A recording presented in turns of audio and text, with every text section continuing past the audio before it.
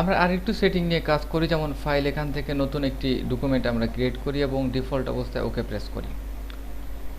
Just একটু zoom করে নিই বোঝার জন্য। মনে রাখবেন, আপনি অ্যাডোবি ইলাস্ট্রেটরে যতই জুম করেন আর যাই করেন কোনো প্রবলেম নেই, আপনার ওয়ার্ক স্পেস যতই বড় হোক, কারণ এটি ভেক্টর। পরবর্তীতে আপনি রিসাইজ অথবা স্কেলিং করতে পারবেন উইদাউট এনি হার্ম, কারণ আপনি যখন অনেক বড় করবেন আপনার অবজেক্টকে, আপনার অবজেক্টের কোনো কোয়ালিটি নষ্ট হবে না, কারণ এটি ভেক্টর, আগেই বলেছি, নন ডিস্ট্রাকটিভ। তো আমি এখান থেকে জাস্ট আমার ব্রাশকে সিলেক্ট করলাম। তো ব্রাশ সিলেক্ট করার পর আপনি আপনার ডিসিশন পরিবর্তন করতে পারবেন, যেমন কিপ সিলেকশন। যখন আপনি এটিকে সিলেকশন করে রাখবেন, তখন আপনি যখন এভাবে পেইন্ট করবেন তখন কিন্তু দেখতে পাচ্ছেন যে আপনার এই সিলেকশন পয়েন্টগুলো অটোমেটিক সিলেকশন হয়েছে।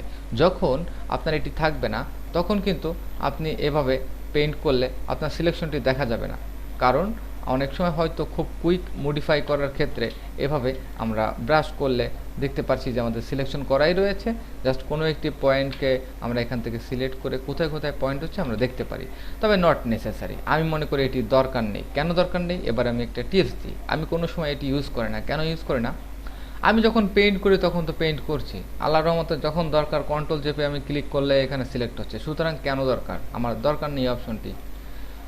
অনেক সময় আপনার পেইন্টটি অ্যাপ্রোপ্রিয়েট দেখার জন্য, যেমন আপনি একটি ফেস অঙ্কন করছেন, তো আপনি জাস্ট এখান থেকে একটি ফেস অঙ্কন করলেন এবং আপনি যদি এটি সিলেক্ট থাকে তাহলে অনেক আগলি লাগে। যেমন খেয়াল করুন, আপনার কালারটি অ্যাপ্রোপ্রিয়েটভাবে বোঝা যায় না। কেন যায় না, আমি আরেকটু উদাহরণ দিই।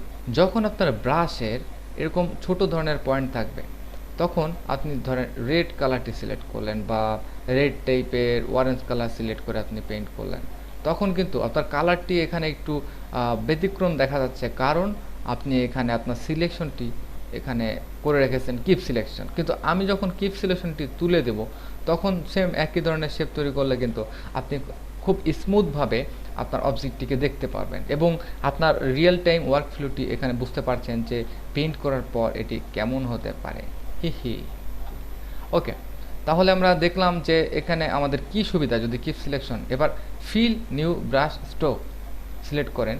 ফিল নিউ ব্রাশ স্ট্রোক যখন যাবেন, তখন আপনি এভাবে যদি এটিকে বারবারই একই জায়গায় পেইন্ট করতে চান, যেমন আপনি এখানে চুল বারবার বারবার এভাবে একটি ব্রাশ স্ট্রোকের মাধ্যমে তৈরি করতে পারেন। ব্রাশের আরেকটি মজার যে অপশন রয়েছে আমি দেখাচ্ছি। এই ফিল নিউ ব্রাশ স্ট্রোকটি আমি জাস্ট বন্ধ করে দিলাম।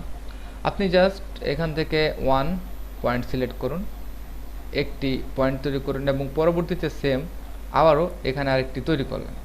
তো এটি কিন্তু নতুন করে আরেকটি ফিল হচ্ছে। তো আপনি যদি এটিকে জাস্ট সিলেক্ট করে রাখেন, এভাবে পেইন্ট করেন এবং এটিকে সিলেক্ট করে আবারও সেম একই স্পেসে আপনি অন্য জায়গায় অন্য ভাবে ট্রাই করেন, তাহলে দেখবেন যে সেম ওটি রিপ্লেস হয়ে যাবে। এই জন্য অনেক সময় ইউজ করতে হয় যে কিপ সিলেক্ট এবং ওকে। তো আপনি যখন এভাবে টানলেন আপনার ভালো লাগলো না, তখন আপনি একটু অন্যভাবে টানলেন, তখন কিন্তু সেম জিনিসটা চেঞ্জ হলো। খেয়াল করেন, আপনি এভাবে টানছেন, পরবর্তীতে সেম এরিয়া আপনার একটু প্রবলেম হয়েছে, আপনি সিলেক্ট থাকা অবস্থায় আপনি এভাবে চেঞ্জ করে নিতে পারেন। আবার যখন এখানে ফিল নিউ ব্রাশ স্ট্রোক বোঝার ব্যাপার রয়েছে, তখন আপনি যতই সিলেক্ট থাক এটি বারবারই নতুন একটি ফিল তৈরি করবে, তখন এটি আর রিপ্লেস হবে না। যেমন পূর্বে আমি যদি এই লাইনটিকে জাস্ট এভাবে তৈরি করতাম, তাহলে এই সিলেক্টেড লাইনটি চেঞ্জ হতো, কিন্তু আমি যদি এটিকে জাস্ট তুলে দিই তাহলে কি হবে, যে এখান থেকে জাস্ট ওটি রিপ্লেস হবে। যেমন আমি এখানে তৈরি করলাম, আবার এখান থেকে আমি এটিকে রিপ্লেস করলাম। সুতরাং অ্যাডোব ইলাস্ট্রেটরে কিন্তু ডিফল্ট অবস্থায় এই দুটি সিলেকশন থাকবে না। আপনার যখন প্রয়োজন হবে, প্রয়োজন অনুপাতে আপনি জাস্ট এটিকে সিলেক্ট করবেন। এরপর হচ্ছে আপনি যখন আপনার স্ট্রোকগুলোকে দেখবেন যে এখানে আপনি একটি লাইন ক্রিয়েট করেছেন এবং এই লাইনটি কতগুলো স্ট্রোক রয়েছে আপনি কন্ট্রোল সিলেক্ট করে দেখতে পাচ্ছেন। যদি স্ট্রোক আরও ঘনত্ব বাড়িয়ে নিতে চান, সেক্ষেত্রে এখানে 12 পিক্সেল রয়েছে, আপনি আরও বাড়িয়ে নিতে পারেন অথবা কমিয়ে নিতে পারেন। যেমন আমি এখানে জাস্ট টু দেওয়ার পর যদি আপনি এখানে পেইন্ট করেন, তাহলে খেয়াল করুন এখানে 1 2 3 4 5 6 কয়েকটি তৈরি হয়েছে। এবার আমি এখানে 20 এবং সেম একই ধরনের একটি পয়েন্ট তৈরি করলাম এবং খেয়াল করেন এখানে জাস্ট 1 2 3 4 5 মাত্র 5টি পয়েন্ট তৈরি হয়েছে। সুতরাং ডিফল্ট অবস্থায় মেবি 12 থাকবে, অথবা অল্টার ক্লিক করে আপনি রিসেটে ক্লিক করতে পারেন, সব কিছু ডিফল্ট পর্যায়ে চলে যাবে। ধন্যবাদ।